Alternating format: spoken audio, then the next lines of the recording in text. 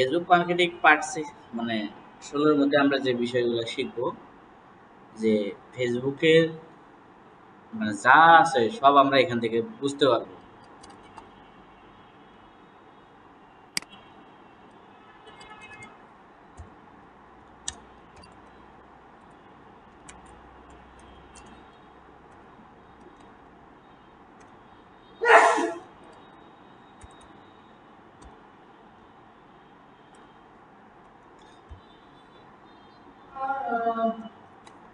তো আমি চাইলে কিন্তু পিক্সেলটা আপনাদের পিক্সেল ইওর সাইট একটা প্লাগইন ইনস্টল করে কিন্তু করে দিতে পারতাম, যেটা এত জিটিএম বা ম্যানুয়ালি ভাবে করা লাগতো না। কিন্তু কথা হলো কি, আপনাদের শেখানোর কারণে কিন্তু আমি ম্যানুয়ালি ভাবে কিন্তু মানে সব দেখাইছি। তো মূলত সবাই আসে না, ঠিক আছে, এখন কি করার আর। যাই হোক, এখন যে ক্লাসগুলো হবে প্রত্যেকটা বিজনেস মানে রিসার্চের উপর ক্লাস হবে। যেমন একটা ক্লায়েন্টের বিজনেস আছে, তো ওর কি বিজনেস এবং কি টাইপের অ্যাড চালাতে হবে, এই মানে গোলগুলো আমাদের বের করতে হবে, তাহলে কিন্তু ক্লায়েন্ট স্যাটিসফাইড হবে। যখন ক্লায়েন্ট স্যাটিসফাইড হবে তখন কিন্তু আমরা কিন্তু প্রফিটেবল হব, তাই না? তো এর জন্য আমাদের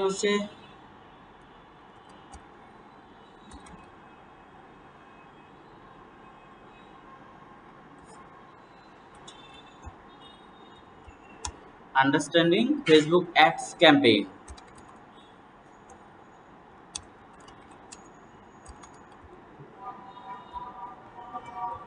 ঠিক আছে, তো আন্ডারস্ট্যান্ডিং ফেসবুক অ্যাডস ক্যাম্পেইন। তো ফেসবুক অ্যাডস ক্যাম্পেইন কি, তাই না? আমরা কিন্তু কথা বলছিলাম, কিন্তু কথা হলো কি, আমরা চাই এটাতে আরো প্রপারলি ভাবে, তখন আমরা তো শর্টকাটে বলছি, এখন আমরা এটা প্রপারলি ভাবে আমরা বুঝবো যে কি মানে কিভাবে ফেসবুক অ্যাডস ক্যাম্পেইন কাজ করে। ঠিক আছে, তো আবার আমরা এখান থেকে এটাই আমরা কপি করে আমরা এটার উপরে দেই।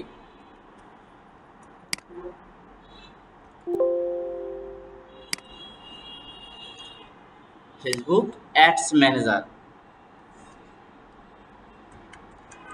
যে understanding Facebook ads manager. Facebook ads manager কি, তারপরে ফেসবুক অ্যাডস ক্যাম্পেইন কি, তাই না?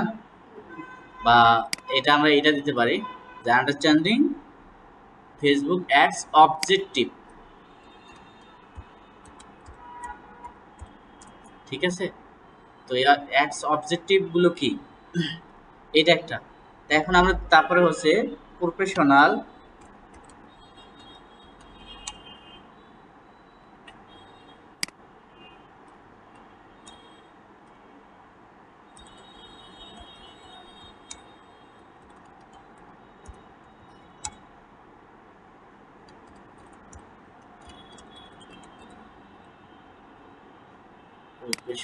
ফেসবুক অ্যাডস ক্রিয়েট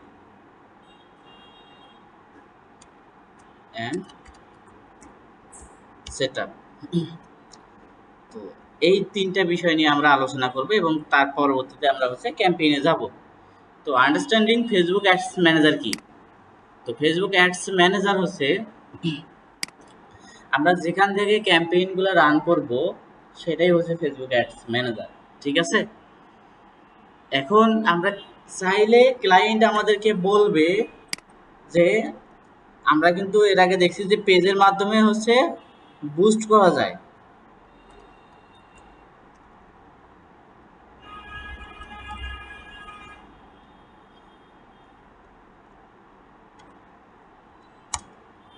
পেজের মাধ্যমে আমরা কি করতে পারি, বুস্ট করতে পারি, প্রমোট করতে পারি, তাই না? আবার আমরা কিন্তু চাইলেই অ্যাডস এই সেম কাজটাই আমরা কিন্তু অ্যাডস ম্যানেজার থেকেও করতে পারবো, কিন্তু এখানে কিছু ডিফারেন্ট আছে। এখন ডিফারেন্টটা কি, ক্লায়েন্ট আপনাদেরকে বলবে যে তুমি আমার ক্যাম্পেইনটা রান করো, কিন্তু সেই ক্যাম্পেইনটা আমি আমার এখান থেকে দেখতে চাই, তাই না? ক্লায়েন্ট যে আপনি ক্লায়েন্টের কাজগুলো করবেন, ক্লায়েন্ট বলতেছে যে এই ক্যাম্পেইনটা বা এই বুস্টটা আমি আমার এখান থেকে দেখতে চাই। তখন কি করবেন, ক্লায়েন্টের বুস্ট এবং প্রমোট করবেন। এবং এই বুস্ট এবং প্রমোট কি করতে হবে, একটা পেজের মধ্যে ডান পাশের মধ্যে বুস্ট এবং প্রমোট লেখা থাকে, যখন ওইটা বুস্ট এবং প্রমোট করবেন, তখন ক্লায়েন্ট কি করবে, তার পেজের মধ্যে অ্যাড সেন্টার নামের একটা অপশন আছে, ওখান থেকে ক্লায়েন্ট দেখতে পারবে যে কত ডলারে কত মেসেজ গেল বা কতটা পারচেস হলো, এইগুলো ক্লায়েন্ট দেখতে পারবে। এখন আর একটা বিষয় আছে, এটা হচ্ছে পেজ বুস্ট। আবার অনেক ক্ষেত্রে এখানে ক্লায়েন্ট আবার এটা বলে যে তুমি আমার ক্যাম্পেইনটা প্রফেশনাল ক্যাম্পেইন করে দাও। এখানে কিন্তু একটু বলি,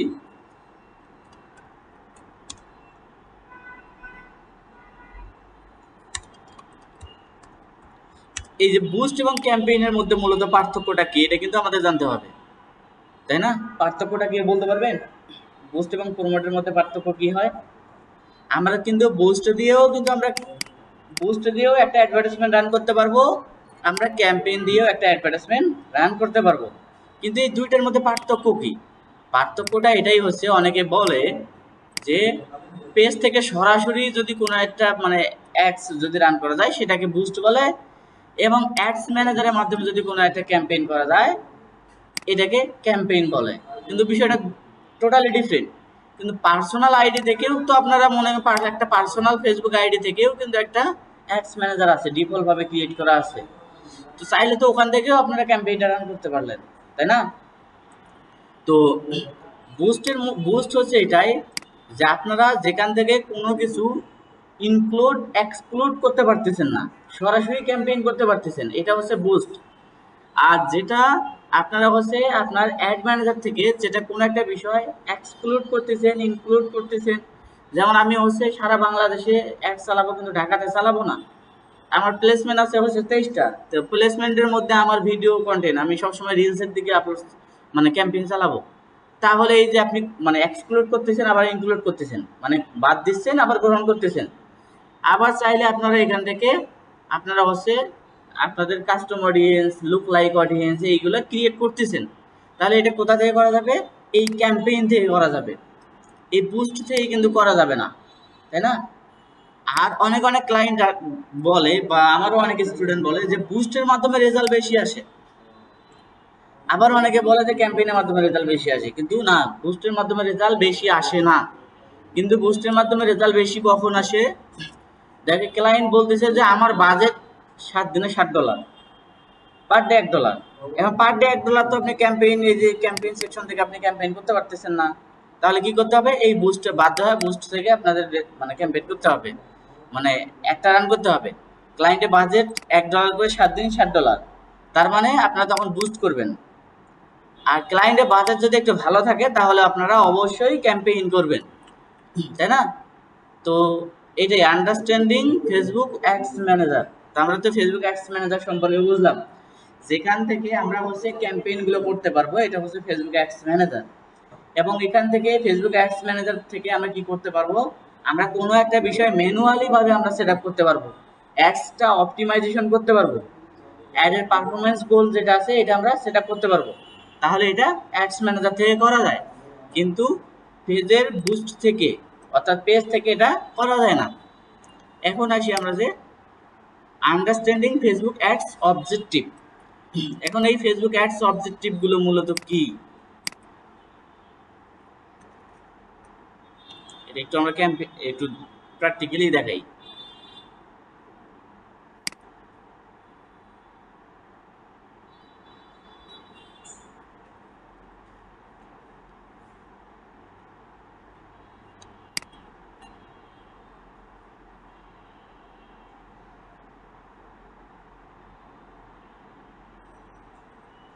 তো এটা হচ্ছে ক্যাম্পেইন, ঠিক আছে? এই ক্যাম্পেইনের কিন্তু তিনটা পার্ট থাকে, একটু দেখবেন এটা বিষয়, তাহলে ক্লিয়ার হবে। তো এই যে আমরা এখানে দেখেন যে এটা হচ্ছে আমাদের অবজেক্টিভ। এখানে দেখেন যে understanding Facebook objective, Facebook objective মূলত কি এইগুলো বিষয়ে আমাদের জানতে হবে, তাই না? তো ফেসবুক অবজেক্টিভ কিন্তু হচ্ছে 13টা।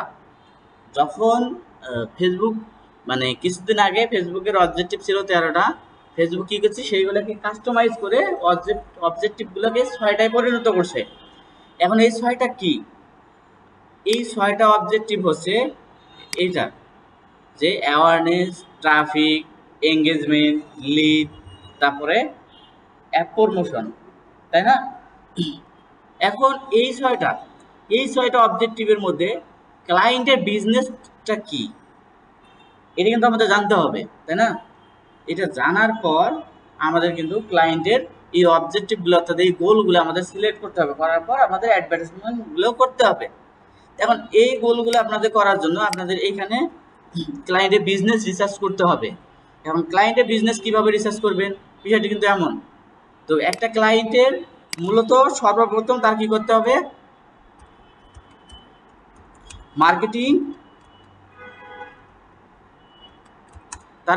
প্ল্যান বের করতে হবে একটা ক্লায়েন্টের। তো মার্কেটিং প্ল্যান বের করার পর এখানে আরেকটা বিষয় আছে যে মার্কেটিং স্ট্র্যাটেজি।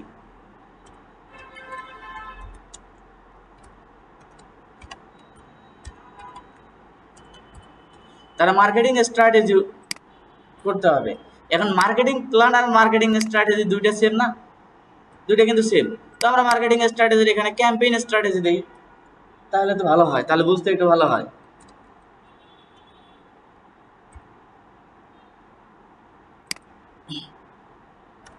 তো ক্যাম্পেইন স্ট্র্যাটেজি একটা বিজনেসকে আপনারা অ্যানালাইসিস অথবা রিসার্চ করতে মূলত 6টা ধাপ অনুসরণ করতে হবে।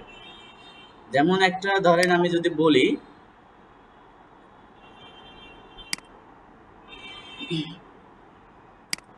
এখন এখান থেকে দেখাই, ধরেন এটা হচ্ছে ক্লায়েন্টের বিজনেস ব্যাঙ্গোমার্ট। এখন এই ব্যাঙ্গোমার্টের মার্কেটিং আপনাকে করতে দিছে, এখন আপনারা মার্কেটিং করবেন কিভাবে, তাই না? তো ইনার মার্কেটিংটা করার জন্য আপনাদেরকে যে ক্রাইটেরিয়াগুলো ফলো করতে হবে, যেগুলো অনুসরণ করতে হবে, এই বিষয়গুলো হচ্ছে 6টা ধাপ অনুসরণ করতে হবে। তাহলে প্রপারলি এনাদের মার্কেটিং করতে পারবেন, মার্কেটিংয়ে আপনারা স্টার্টআপ থেকে স্কিলে নিয়ে যেতে পারবেন। এর জন্য করতে হবে কি, তার মার্কেটিং প্ল্যান করতে হবে। তো ক্লায়েন্টের বিজনেস ব্যাঙ্গোমার্ট, এই ব্যাঙ্গোমার্ট আসলে কি, এটা কিভাবে প্ল্যানটা করলে তার আমি প্রোডাক্টটা সেল করতে পারবো, তাই না? এটার জন্য তার একটা প্ল্যানিং রোডম্যাপ করতে হবে। তো এই প্ল্যানটা করার জন্য আপনাকে মার্কেটিং স্ট্র্যাটেজি ফলো করতে হবে। এরপর ক্যাম্পেইন স্ট্র্যাটেজি। তো ক্লায়েন্টের বিজনেস, ক্লায়েন্ট বলতেছে যে আমার এই যে পাঞ্জাবিটা আমি সেল করব, তো পাঞ্জাবিটা ক্লায়েন্টে সেল করবে, তাহলে এখানে আপনাকে স্ট্র্যাটেজি ফলো করতে হবে। ক্যাম্পেইন, আপনি কোন ক্যাম্পেইন দেবেন, দেখেন পাঞ্জাবিটা সেল করবে, এখানকার মধ্যে কোন ক্যাম্পেইন আপনারা সিলেক্ট করবেন, মানে কোন অবজেক্টিভ সিলেক্ট করবেন। ক্লায়েন্ট বলতেছে মানে এই দেখেন, একটা ক্লায়েন্টের বিজনেস রিসার্চ করতে গেলে আপনাদের 6টা স্টেপ ফলো করতে হবে বা 6টা স্ট্র্যাটেজি মেনটেন করতে হবে, তাহলে ক্লায়েন্টের কাজটা পাওয়া পসিবল। সেই 6টা স্ট্র্যাটেজি কি, প্রথম হচ্ছে মার্কেটিং প্ল্যান করতে হবে। জোর মার্কেটিংটা আপনি কিভাবে করতেছেন, যেমন আপনি এখন বাসায় যাবেন, বাসায় যাওয়ার পর কি করবেন, ফোন একটু চাপবেন, চাপার পর তারপর কি করবেন, একটু বাইরে যাবেন। এই যে আপনার একটা প্ল্যান আছে, ঠিক আছে, ডেইলি একটা প্ল্যান আছে। তো এখন এই ক্লায়েন্টের কাজ যখন করবেন তারও তো একটা প্ল্যান করতে হবে, তাই না? যখন আপনি পরীক্ষা দিতে যান তার আগে তো অবশ্যই রাতের মধ্যে অনেক স্ট্রাগল করতে হয়, এটা একটা প্ল্যানিং। তো ক্লায়েন্টের এই প্ল্যানিংটা করতে হবে, যে তার মার্কেটিং প্ল্যানিং তৈরি করতে হবে, তাই না? তো মার্কেটিং প্ল্যানিং যখন হবে তারপর করতে হবে কি, ক্লায়েন্টের বিজনেস তো এই যে এটা, এখন ক্লায়েন্ট বলতেছে যে আমার পাঞ্জাবি সেল করতে হবে। পাঞ্জাবি যখন সেল করবেন তার হচ্ছে ক্যাম্পেইন স্ট্র্যাটেজি অনুসরণ করতে হবে, তাই না? যখন ওনার মূলত আপনি ক্যাম্পেইন দেবেন এখানে, ওনার বিজনেস পাঞ্জাবি, তখন আপনি এখানে কোন মানে অবজেক্টিভটা সিলেক্ট করবেন, সেলস। হ্যাঁ, বুঝলাম না। এঙ্গেজমেন্ট না, 3 নাম্বার হবে না, কারণ ক্লায়েন্টের তো ওয়েবসাইট আছে, আছে না? তো আমরা এখানে অবজেক্টিভ আমরা এখানে দেব সেলস অবজেক্টিভ। সে যদি মেসেজ ক্যাম্পেইন করতো তাহলে আমরা এঙ্গেজমেন্ট দিতে পারতাম, এটা আমাদের সেলস অবজেক্টিভ হবে। তো এটাই আমরা এটা বোঝাচ্ছিলাম যে আমাদের আন্ডারস্ট্যান্ডিং ফেসবুক অ্যাডস অবজেক্টিভ কিভাবে কাজ করে। ক্লায়েন্টের বিজনেসের উপর রিসার্চ করে আমরা অ্যাডস অবজেক্টিভ দিয়ে দেব। এখন এখানে যদি আমরা আরেকটা আসি যে রিয়েল এস্টেট বিজনেস নিয়ে আসি, রিয়েল এস্টেট কিছু মনে করেন আমি এখান থেকে বিজনেস সিলেক্ট করলাম, ধরেন এটা হচ্ছে ক্লায়েন্টের বিজনেস। এখন এখন আপনি রিয়েল এস্টেট বিজনেস করলেন, এখানে তো কোনো প্রোডাক্ট নাই, ঠিক আছে, এখানে গ্রোসারি অথবা সিরাম বা কোনো ক্রিম রিলেটেড কোনো প্রোডাক্ট নাই। এখন সেই ক্ষেত্রে ক্লায়েন্টের বিজনেসটা কিভাবে রিসার্চ করবেন, এইখানে কোন অবজেক্টিভ দিবেন বলেন? লিড, হ্যাঁ এখানে লিড দিতে হবে, কারণ রিয়েল এস্টেট হচ্ছে ফ্ল্যাট বিক্রি করা করি, ঠিক আছে? যারা ঢাকা শহরের মধ্যে ফ্ল্যাট কেনা বেচা করে তারাই মূলত এই রিয়েল এস্টেট বিজনেসটা করে, ঠিক আছে? এবং চাইলে তো একজন আর ফ্ল্যাট একটা কিনতে পারতেছে না, ফ্ল্যাট কেনার পিছনে অনেক স্ট্রাগল করতে হয়, যেমন হচ্ছে জমি খাজনা তৈরি করতে হয়, আবার দলিলের বিষয় আছে। তো এর জন্য কি করতে হয়, এটা লিড কানেক্ট করতে হয়, ঠিক আছে? তো এর জন্য এটার অবজেক্টিভ কি হবে, লিড, তাই না? এখন একজন ক্লায়েন্ট আপনাকে আবার বলতেছে যে আমার একটা অ্যাপস আছে, দারাজের মতো আমার একটা অ্যাপস আছে, এখন অ্যাপস দিয়ে আমি মার্কেটিং করবো, তাহলে কোন স্ট্র্যাটেজি ফলো করবেন, কোন অবজেক্টিভ ফলো করবেন? App promotion. এখন ক্লায়েন্ট বলতেছে, ধরেন এখন ধরেন আমরা এখানে দেখি, ধরেন এখানে স্বপ্ন যখন আসলো, এখানে স্বপ্ন মার্কেট কিন্তু ছিল, তাই না? যেমন স্বপ্ন এখানে আছে, স্বপ্ন তো আসার সাথে সে কিন্তু মার্কেটিং করতে পারে নাই। সে কি করছে, তার বিলবোর্ড লাগাছে, সে মাইকিং করছে, আবার সে বিভিন্ন মাধ্যমে প্রচার করছে। তো এই প্রচারটা করার কারণে আপনি সেটা ফেসবুকের মাধ্যমে মার্কেটিং করবেন, এটার জন্য আপনারা কোন অবজেক্টিভ ইয়ে করবেন, অ্যাওয়ারনেস, ঠিক আছে? ট্রাফিকটা কি, এই ট্রাফিক হচ্ছে আপনার ওয়েবসাইটের ভিজিটর, আপনাদের ওয়েবসাইটে যারা আসবে, যেমন এই ওয়েবসাইটের মধ্যে কারা আসলো, এই ওয়েবসাইটের মধ্যে কারা আসলো, কারা আমাদের ইভেন্টটা ঘটালো, ঠিক আছে? প্রত্যেকটা ইভেন্ট যারা ঘটাবে তাদেরকে নিয়ে আমরা মার্কেটিং করতে পারবো। এর জন্য এটাকে বলে কনভার্সন অফ লিঙ্ক ক্লিক, ঠিক আছে? এটাকে বলে ট্রাফিক, মানে কেউ ওয়েবসাইটে আসলো মানে আমরা ভিজিটের জন্য আনতেছি, তাহলে এটা ট্রাফিক। এখন এখানে আর একটা বিষয় আছে, ঠিক আছে? তো আমাদের মূলত ক্যাম্পেইন স্ট্র্যাটেজি আমরা কিন্তু বুঝতে পারছি, তাই না? এরপরে যেটা আছে অডিয়েন্স স্ট্র্যাটেজি।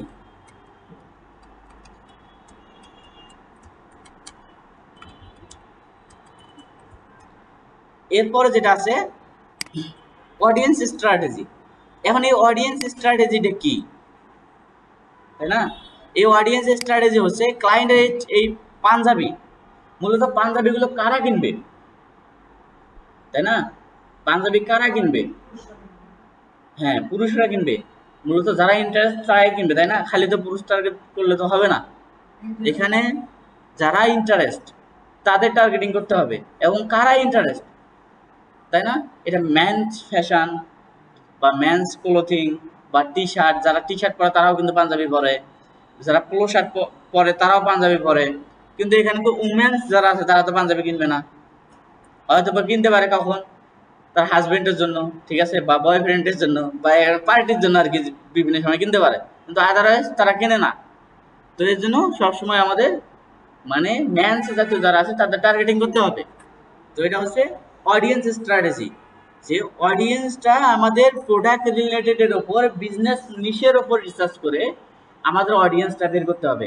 এখন এই পাঞ্জাবিটা মূলত কোন কোন বয়স কিনতে পারে, ধরেন এটা জুব্বা, এখন জুব্বা কিনলে অবশ্যই কারা কিনবে, দেখা যাচ্ছে আপনার মনে করেন 1 থেকে 18 থেকে বা 20 থেকে আপনার মনে হয় 35 বছর বা 30 বছর, তার উপরে 40 বছর ওইদিকে, ওই হ্যাঁ ওইদিকে পড়বে, কিন্তু এটা তো ইয়ং জেনারেশন, এখানে একটা ভেরিয়েন্ট আছে যে আপনার এত বছর থেকে এত বছর, ঠিক আছে? তো এরপরে যেটা আছে, আমাদের স্ট্র্যাটেজি 3টে গেল, আরো আমাদের এখানে 3টা আছে, সেটা কি বাজেট স্ট্র্যাটেজি।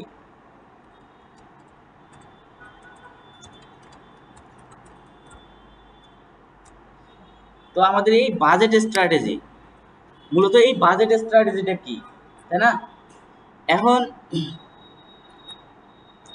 এই বাজেট স্ট্র্যাটেজিটা এইভাবেই কাজ করে, ধরেন একটা ক্লায়েন্টের মানে অনেকজন ক্যাম্পেইন রান করতেছে, ঠিক আছে? এখন তার হচ্ছে সবই ভালো, সে বলতেছে যে আপনার এই টি শার্ট, এই যে পাঞ্জাবিটা, এই পাঞ্জাবিটার প্রাইস দেখেন আপনার 2600 টাকা, সবাই কিনতে পারবে? সবাই কিনবে না, তাই না? এখন দেখেন এই যে সেরি প্রিন্টের কাপড়ের যে মানে ইয়াটা আছে, এটা শুধু এইটার দামে মনে করেন আপনার 950 টাকা, ঠিক আছে? অথচ বাজারে যাবেন একটু কিন্তু লো টাইপের হবে, কিন্তু এখানে অনেক দাম। এখানে যদি আমরা আর একটু দেখি, দেখেন 1400 টাকা। তো এখন এই যারা যারা এই প্রোডাক্টগুলো কেনে, আমাদের তাদের তো টার্গেটিং করতে হবে, এবং তাদের আমরা যেহেতু প্রোডাক্টের এখানে প্রাইস বেশি, দেখেন অনেক প্রাইস। এখন প্রোডাক্টের প্রাইসের উপর ডিপেন্ডেড করে আমাদের বাজেট ধরতে হবে, কারণ এই প্রোডাক্টগুলো আপনার ধরেন 1450 টাকা ডেলিভারি চার্জ সহকারে আপনার 1600 টাকার মতো পড়ে যায়। এবং 1600 টাকার প্রোডাক্ট কিন্তু সবাই কিনবে না, তাই না? এবং কারা কিনবে? যারা লাক্সারি গুড, ঠিক আছে, যারা ভিআইপি ভাবে চলাফেরা করে তারাই কিনবে।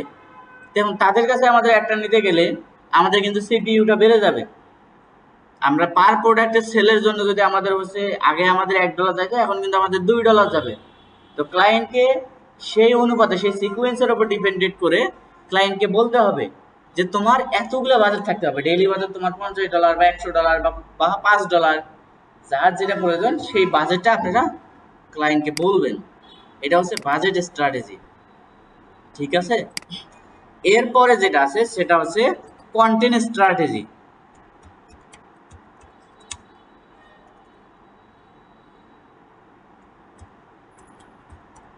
কন্টেন্ট স্ট্র্যাটেজি, এখন কন্টেন্ট স্ট্র্যাটেজিটা কি, তাই না?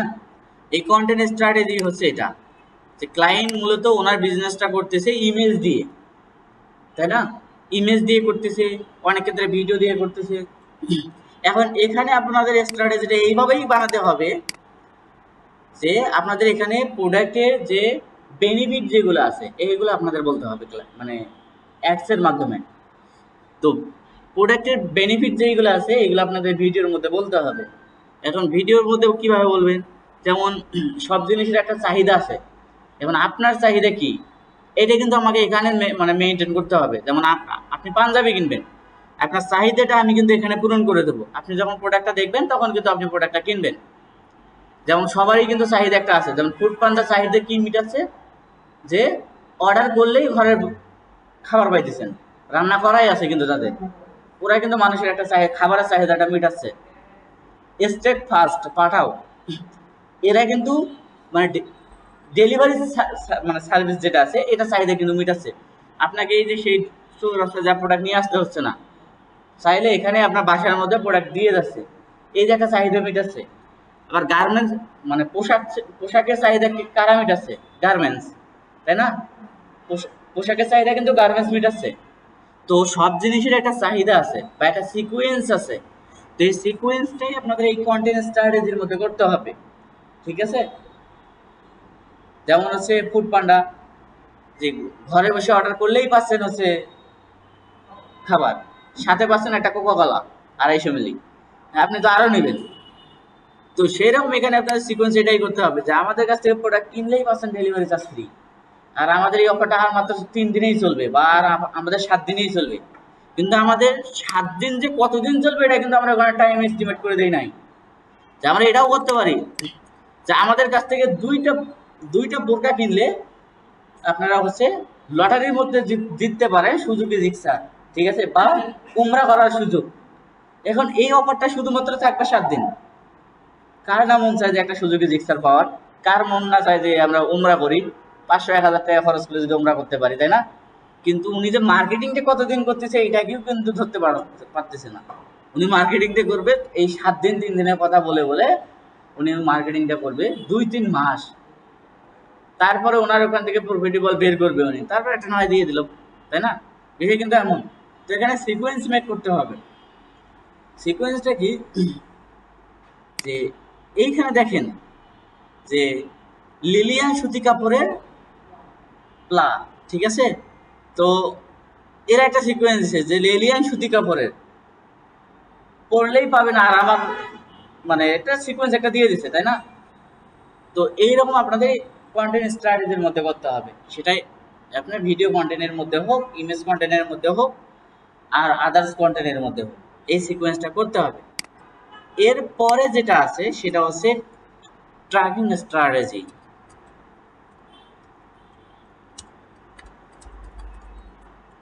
ঠিক আছে। এই যে ট্র্যাকিং স্ট্র্যাটেজি, এখন এই ট্র্যাকিং স্ট্র্যাটেজি কি? এটা তো আমরা ট্র্যাকিং সম্পর্কে জানছি। আমরা পিক্সেল সেট আপ করছি, সার্ভার সাইড ট্র্যাকিং করছি। তো এই ট্র্যাকিংটা আমরা কিন্তু পাইছি, তাই না? এখন এই ট্র্যাকিংটা কিভাবে কাজ করবে, এটাকে আমরা রিমার্কেটিং করব। যেমন এটা আমাদের একটা ফানেলে আছে, আমরা ফানেলে বলবো। যেমন একজন ক্লায়েন্ট আমাদের এই প্রোডাক্টটা কেনার জন্য আসলো, বা আমাদের প্রোডাক্ট তারা 1 মাসের মধ্যে আমরা ক্যাম্পেইন করছি, আমাদের প্রোডাক্ট এখান থেকে এই ওয়েবসাইট থেকে 300 প্রোডাক্ট সেল হয়েছে। এখন আমরা এখান থেকে আবার নতুন আইটেমস, নতুন ভেরিয়েন্ট কিছু প্রোডাক্ট নিয়ে আসছি। চাইলে যারা আমাদের কাছ থেকে প্রোডাক্ট কিনছে তারা তো আমাদের পটেনশিয়াল কাস্টমার, আমরা তাদের কাছে আবার পুনরায় মার্কেটিং করতে পারবো যে আমাদের নতুন আমরা প্রোডাক্ট নিয়ে আসছি, আপনারা যদি চান আমাদের প্রোডাক্টটা দেখতে পারেন। সে প্রোডাক্টটা দেখলেই তো আমাদের কিনবে, কারণ তারা আমাদের সাথে এঙ্গেজ হয়ে আছে, তাই না? তো এটা একটা। এখন এখান থেকে আরেকটা বিষয় আসি। এখন আমাদের মূলত এই অ্যাডসের এটা হচ্ছে একটা হচ্ছে আর্টবোর্ড, ঠিক আছে? মানে অ্যাডসের একটা মনে হয় টেমপ্লেট একটা। এখান থেকে আপনি হচ্ছে ফেসবুক অ্যাডস ক্যাম্পেইন চালাতে পারবেন। তো ফেসবুক অ্যাডস ক্যাম্পেইন চালানোর জন্য অ্যাডসের 3টা সেকশন থাকে। একটা অ্যাডস আপনারা হচ্ছে যখন আপনারা সেট আপ করবেন তার মধ্যে 3টা সেকশন থাকবে। প্রথম সেকশনটা থাকবে সেটা হচ্ছে ক্যাম্পেইন, এবং পরের যেটা থাকবে সেটা হচ্ছে অ্যাড সেট, তাই না? এবং পরের যেটা থাকবে সেটা হচ্ছে অ্যাড।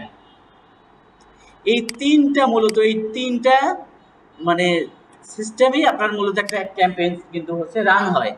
এখন এই যে ক্যাম্পেইন সেকশনে এটাকে আমরা বলি মাদার, কারণ এটার মাধ্যমে আমরা এই যে অ্যাড সেট, অ্যাড, এগুলো আমরা আনলিমিটেড বানাইতে পারবো, কিন্তু বাজেট আমরা এই মাদার সেকশনে দিতে পারবো, তাই না? তো একটা ক্যাম্পেইন সাজাইতে গেলে আপনারা এটা কোশ্চেনও করতে পারে অনেকজনে, যে একটা ক্যাম্পেইন করতে গেলে মূলত 3টা বিষয় ফলো করতে হয়। সেটা ক্যাম্পেইন, অ্যাড সেট, অ্যাড, ঠিক আছে? তো এইগুলো একটু মাথার মধ্যে মুখস্থ করে রাখবেন। এরপরে যেটা আছে এটা সম্পর্কে আমরা কিন্তু বুঝতে পারছি। এখন এইখানে দেখি, আমরা ক্যাম্পেইন আজকে যাব না, আমরা এই টেমপ্লেট সম্পর্কে একটু পরিচিত হব। এখানে দেখেন যে এখান থেকে আমরা ক্যাম্পেইন ক্রিয়েট করতে পারবো, বা এখানে অবজেক্টিভগুলো নিয়ে এখানে ক্রিয়েট করতে পারবো। এইখান থেকে অ্যাবাউট, অবজেক্টিভ, এখান থেকেও আমরা হচ্ছে ক্যাম্পেইন ক্রিয়েট করতে পারবো। কিন্তু এখানে 2টা অপশন আছে, দেখেন, অকশন আর রিজার্ভেশন। এখন এই অকশনটা কিভাবে কাজ করে, তাই না? এই অপশনটা এইভাবেই কাজ করবে। ধরেন আমরা দেখি যে ব্যঙ্গমার্ট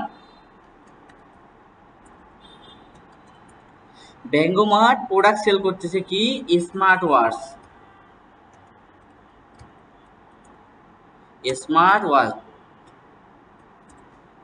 তাই না? ব্যঙ্গমার্ট প্রোডাক্ট সেল করতেছে স্মার্ট ওয়াচ। এখন আমাদের যে পেজটা আছে হ্যাভেন ফ্যাশন, সেও কিন্তু স্মার্ট ওয়াচ প্রোডাক্টই সেল করতেছে।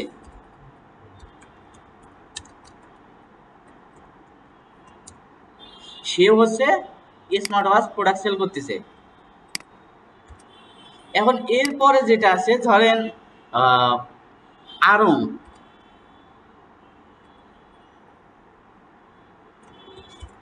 আরং কি করতেছে, সেও কিন্তু স্মার্ট ওয়াচ প্রোডাক্টটা সেল করতেছে, তাই না?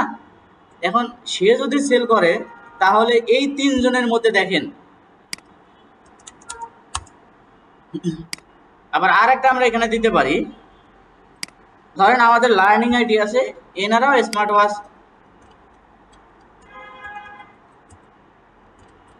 আমাদের লার্নিং আইডি আছে, এনারাও হচ্ছে স্মার্ট ওয়াচ সেল করতেছে। দেখুন এখানে তাহলে কয়জন আছে, 4 জন। 4 জন যখন অ্যাডস দিচ্ছে, এই 4 জনের অ্যাড কোথায় থাকবে? 4 জনের অ্যাড মানে 4 জন একই সঙ্গে অ্যাড দিছে, মানে স্মার্ট ওয়াচ নিয়ে বিজনেস করতেছে। এখন এই একটা কোথায় যাবে? এই ফেসবুকের অকশনে যাবে। এই অকশন মানে নিলাম, বা এখানে একটা স্টোর হয়। এখান থেকে ফেসবুক কি করে, তাদের স্কোরগুলো ডিফেন্ড করে, যে ব্যঙ্গমার্টের স্কোর দেখবে, যে ব্যঙ্গমার্টের স্কোর কত আছে, তারপরে হ্যাভেন ফ্যাশন এর স্কোর কত আছে, আরঙের কত আছে, লার্নিং আইডির কত আছে, তাই না? এনাদের স্কোরগুলো দেখবে। এনাদের স্কোরগুলো কিভাবে দেখবে? এই যে এখানে দেখেন যে মার্কেটিং, তাদের প্ল্যানটা তাদের ঠিক আছে কিনা, তাদের ক্যাম্পেইন স্ট্র্যাটেজি ঠিক আছে কিনা, তাদের অডিয়েন্স রিসার্চ ঠিক আছে কিনা, তারপর তাদের বাজেট স্ট্র্যাটেজি ঠিক আছে কিনা, তাদের কন্টেন্ট স্ট্র্যাটেজি ঠিক আছে কিনা, তারপর তাদের ট্র্যাকিং স্ট্র্যাটেজি ঠিক আছে কিনা। যদি এইগুলো তাদের প্রত্যেকটা ঠিক থাকে তাহলে ফেসবুক ইনাদেরকে কি করবে, ফেসবুক ইনাদেরকে একটা স্কোর দিবে। স্কোরটা কি, ধরেন হচ্ছে আপনার 10-এর মধ্যে 9 দিয়ে দিবে তাদের, বুঝতে পারছেন। আবার হেভেন ফ্যাশন 2 আছে, হেভেন ফ্যাশন, এখন হেভেন ফ্যাশনের সবই ঠিক আছে কিন্তু তার কন্টেন্ট ঠিক নাই। ফেসবুক তাকে স্কোর দেবে কত, ফেসবুক তাকে স্কোর 8 দেবে, ঠিক আছে, তাকে ফেসবুক স্কোর কত দিল, 8। তো এই রকম করে করে ধরেন মনে করেন আপনার স্কোর গুলো চলে আসে যে কোন জায়গার মধ্যে কিভাবে মনে করেন এটা কাজ করবে, তাই না। এরকম ধীরে ধীরে কিন্তু স্কোর কিন্তু দিয়ে দিবে। প্রথম কিন্তু ব্যাঙ্গমার্টে সবই ঠিক আছে, তাকে স্কোর দিল 9। হেভেন ফ্যাশন 2 এর হচ্ছে কন্টেন্ট ঠিক নেই, একে স্কোর দিল কত, 8। বাকি যেগুলো আছে এগুলো ধাপে ধাপে স্কোর দিয়ে দিবে। এখন এদের মধ্যে ফেসবুক কি করবে, ব্যাঙ্গমার্টের একটা আগে রান করাবে, ঠিক আছে। তো ব্যাঙ্গমার্টের একটা যখন আগে রান করাবে, এর একটা সিপিইউ আছে যেটাকে আমরা বলি কস্ট পার রেজাল্ট, ঠিক আছে। তো এই কস্ট পার রেজাল্ট যেটা আছে এইটা হচ্ছে, সে যদি মানে একটা যদি স্মার্ট ওয়াচ সেল করে যদি $1, মানে ব্যাঙ্গমার্ট যদি $1 সেল করে, তাহলে হেভেন ফ্যাশন 2 আছে, হেভেন ফ্যাশন আছে, এ সেল করবে $1.50। আবার আরং যদি আছে, আরং সেল করবে $1.80। এইরকম করে করে ফেসবুক কি করবে, তাদের একটা এস্টিমেট একটা রেজাল্ট দিয়ে দিবে। কিন্তু যার কন্টেন্ট ভালো, যার হচ্ছে প্রোডাক্ট ভালো, যার সবই ভালো, তাকে $1 একটা সেলানি দিচ্ছে। তো আপনারা যখন ক্লায়েন্টের মার্কেটিং করবেন তখন ক্লায়েন্টকে বলবেন যে ভাই তোমার হচ্ছে তোমার কন্টেন্ট আমাকে ভালো করে দাও, তোমার বাজেটটা প্রপারলি আমাকে দিয়ে দাও, তারপর তোমার ট্র্যাকিং আছে কিনা, তোমার যদি ট্র্যাকিং না থাকে তাহলে তুমি আমাকে বলো, আমি ট্র্যাকিং করে দিচ্ছি। তো এইগুলো যখন আপনার ক্লায়েন্টের কাছ থেকে এই 3টা সাজেস্ট করবেন, আর বাকি যে 3টা আছে এই 3টা আপনাদেরকে ক্যাম্পেইন মানে অপটিমাইজ করতে হবে। ক্যাম্পেইনটা যখন আপনারা প্রপারলি ভাবে অপটিমাইজ করবেন তখন কিন্তু ফেসবুকের ওখানে একটা কিন্তু র্যাঙ্কিং ঘটবে, তাই না। যখন র্যাঙ্কিং ঘটবে তখন কিন্তু আপনার এই যে এইরকম কিন্তু আপনাদের হচ্ছে সিপিইউ এর মধ্যে আপনারা প্রোডাক্টটা সেল করতে পারবেন। তো মূলত আজকের ক্লাস আমাদের এতটুকুই, ঠিক আছে। কারণ এই স্ট্র্যাটেজিগুলো যদি আপনারা না জানেন ক্লায়েন্টে তো কাজ করতে পারবেন না, তাই না। তো এখন যেহেতু আমাদের ট্র্যাকিং শেষ হয়েছে, আমরা এগুলো একটু ভালো করে শিখবো।